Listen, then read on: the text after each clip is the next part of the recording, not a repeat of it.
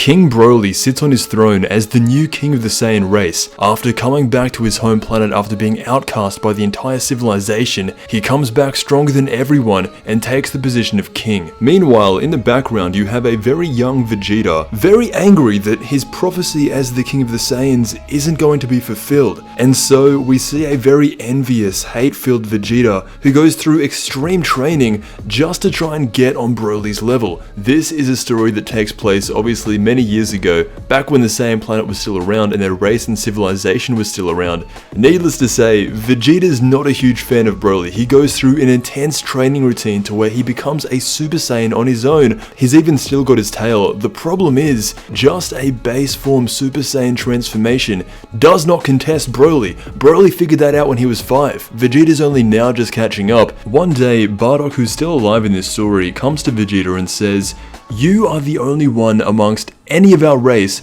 who can even stand up to Broly. To become the king yourself, that's what you have to do. You have to take down the biggest guy in the species, and that is Broly." Bardock, being the ultra visionary he is with his future vision, he tells Vegeta pretty much how to basically take him down. It then cuts to Vegeta confronting Broly and challenging him right then and there. So what they do is they go out and find a random planet, scavenge it, and eliminate all the people on that planet and use it as their battleground. As soon as they get done wiping out the final guy on the ship, they begin fighting, and the fight in the beginning goes entirely Vegeta's way. It's basically what everyone says about Broly. He has this raw power, the most amount of power out of anyone, but he doesn't actually know how to fight, and that's Vegeta's strength, at least in this battle. He punches him through a wall, and this obviously makes Broly very, very mad. He begins firing out a countless amount of energy blasts at Vegeta, and they all miss. Vegeta goes on to say, what's the point of so many blasts if you can't aim? Even in this story, Broly just can't fight. It is what it is. He begins getting even more mad and powering up even more. However, Vegeta is proving to be a very good tactician. He puts together a final flash and aims it straight at Broly. The way the fight was going, you'd think that'd be it.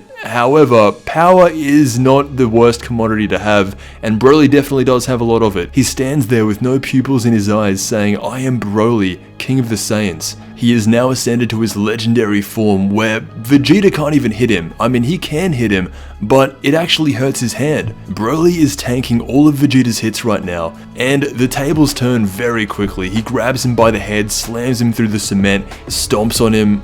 In this form, Broly does lose a lot of self-control, and he actually ends up attacking outside spectators, aside from Vegeta. He wipes these rando guys out, and Vegeta actually tells him that there's another planet that we can fight on, we're not done. He tells him to land on this planet, and when he does, it's some never before seen substance before, but it's taking over Broly's body to where he can't even get out of it. It's encompassing his whole body to the point where he's completely submerged, and he just drowns, and that's the end of the fight. That is how Vegeta wins this fight. With the help of Bardock telling him about this gooey substance planet, Vegeta goes back to the Saiyan race and proclaims himself to be the new king of the Saiyans. After defeating Broly by his own hands, he proclaims, very Hercule-like by Vegeta, he is now the true king of the Saiyans, and that is how it's done in Dragon Ball Multiverse. That ends chapter 65. It has come full circle. That is how Vegeta became the king. He did it in a very deceptive way. He wasn't stronger than Broly, but he outsmarted him by dropping him into some gooey slosh.